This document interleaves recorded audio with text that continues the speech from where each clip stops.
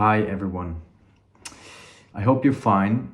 In today's video I want to talk about missing your ex-partner that is suffering or diagnosed with narcissistic personality disorder or borderline personality disorder. Why do we miss them at times, even though the breakups were so painful and so brutal and you've been discarded, you've been replaced with another person, you maybe even being stuck in a lawsuit whatsoever. I have my personal experience with this breakup with someone who's suffering from or who's diagnosed with being on a spectrum of class 2B personality disorder. This person told me back then she was diagnosed when she was seeking help during our 1-year relationship. She was diagnosed with BPD traits and OCD traits, as well as avoidant personality disorder traits. And as you can imagine, the relationship was extremely bumpy. It was extremely bad at times, and it was also extremely good at times.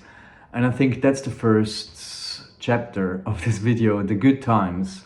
So the thing is, obviously these relationships, no matter if the dynamics are healthy or not, like you have been in this relationship with this person and you have become accustomed to this roller coaster ride where things go up and down and up and down.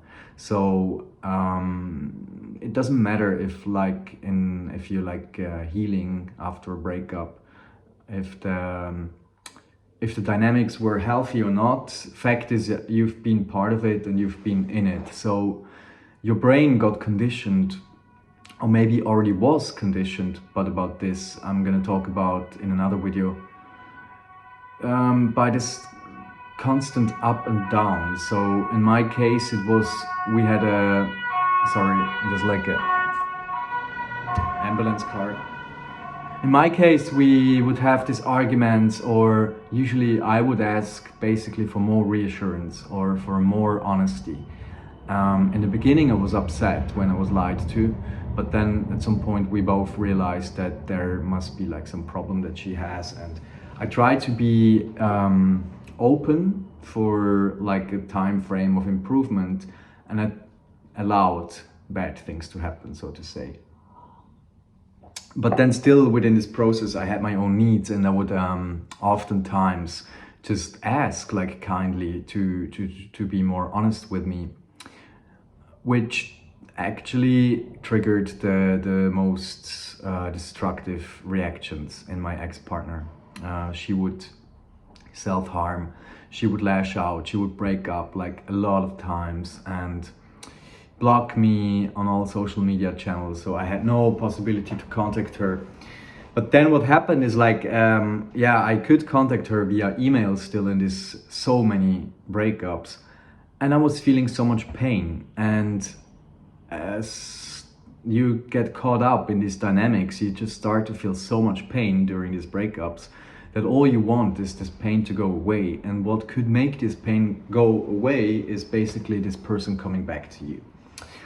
And then, as I guess, like since you're watching this video, you know this thing that like when the person comes back, it's gonna be like amazing. You're gonna make up and then make out, and you're probably gonna be physically intimate, and it's gonna feel just so extremely good because the person is back with you. And in this whole dynamics of like up and down, and you also slowly becoming maybe out of character in terms of your reactions to these situations. So you're also not proud of yourself, how you react. Like in my case, I was becoming extremely insecure and I couldn't shake it off. And I was also becoming jealous, or maybe jealous is the wrong word. I was just always afraid of the next thing to happen. And I'm not proud of myself having been this way, but it's just, if you step on a cat's tail, the cat is just gonna bite you maybe. And what happened is like this little part of it, like this shame that you then have, also keeps you in this whole loop And then you cultivate this whole dynamics and this whole loop in these relationships.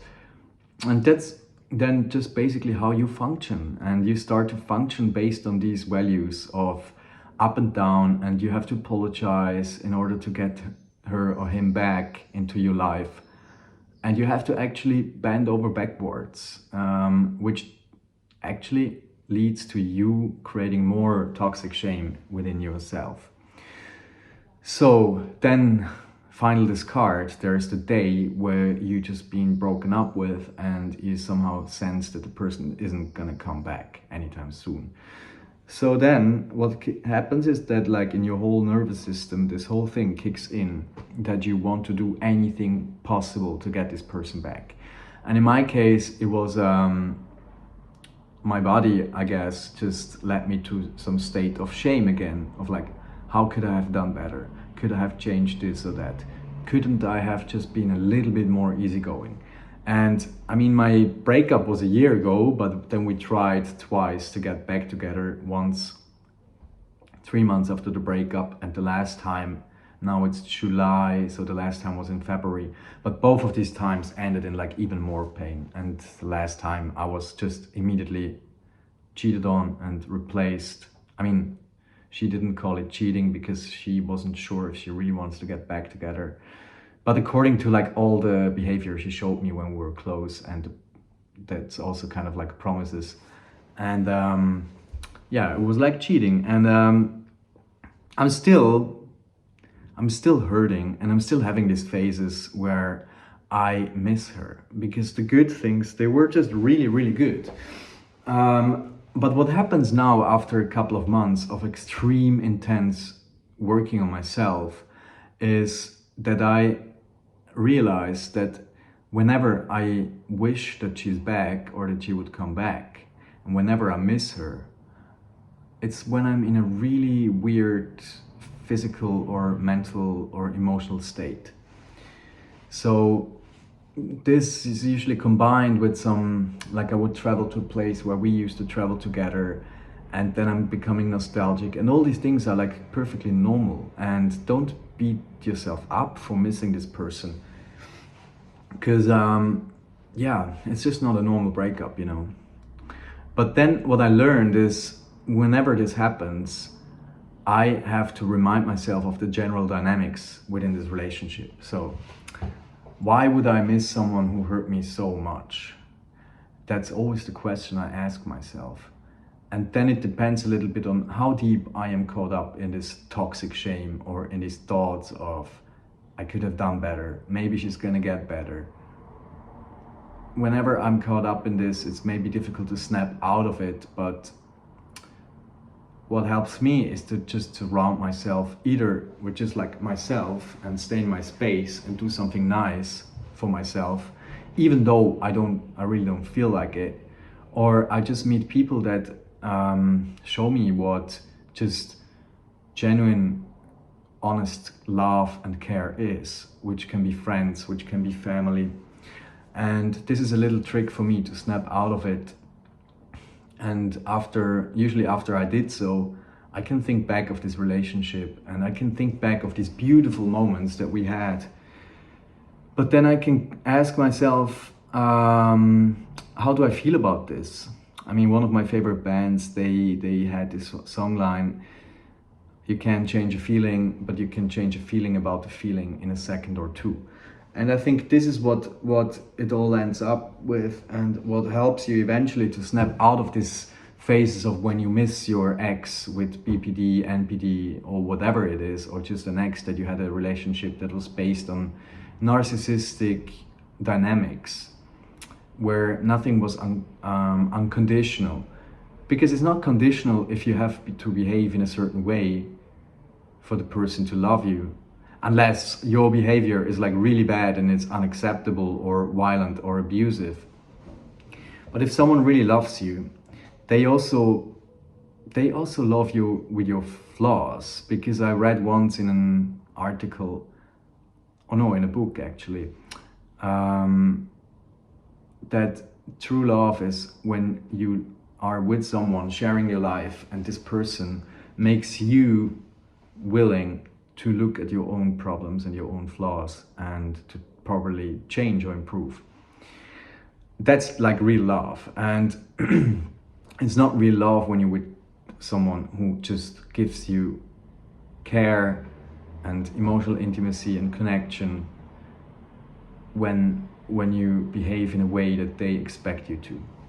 Because even if you would behave with these people like completely according to what they want you to be, it's not gonna work because it's a bottomless pit.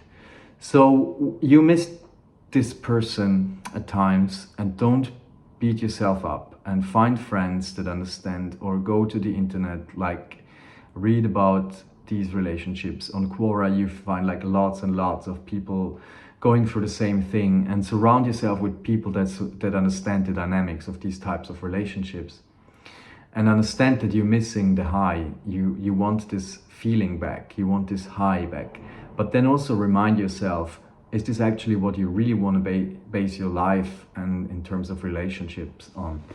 That it's just a constant chase of almost like a drug, you know, like you take the drug and you feel good, but then it wears off and then you fall into this low, and that's extremely, in a way, yeah, it's not a healthy relationship for sure. And thinking about this, like, how do I want to live my future life and who do I want to surround myself with? I'm a person that has flaws. I'm not perfect, but I'm open to work on myself in order, also from an egoistic perspective, to be happier in life and more successful on all levels. So when I think about this, then it puts this longing for my ex-partner in a little bit of a, I don't know, safe box in a different relation. And I think that this is extremely helpful for me. So I currently try, and maybe this is something that you could also do, and maybe it would help you. I try to accept that there's times when I miss her, but I also, next to this, have my own journey where I also want to heal in a deeper sense, where I am not vulnerable to these dynamics in terms of relationships. So I have the feeling, and sometimes it comes in waves, and I miss her, and then I just try to sit with this feeling, and I try to understand where it comes from, and I accept it, and I don't judge myself, I don't judge my feelings, but I don't act upon it. I act upon it, but not in terms of like contacting this person. And even if you do, like, don't beat yourself up. Just know that generally you're like on a journey to become a more healthy, more stable, and a more balanced and person that doesn't need anyone in order to be happy. That just like can create these little spots and spaces of happiness by yourself. And yeah, I hope that you learned something, that I could help you a little bit. I'm doing these videos now, but I don't really have a plan. I just want to share my experiences, my insights, and my process of becoming stronger, and by the way also processing and healing from this time. So, because in my opinion, these relationships can also be a great opportunity to understand yourself a little better and to learn to stand on your own feet. But about this, I'm gonna make another video. Okay, thanks for watching, and I hope that you're gonna have a great day. Bye.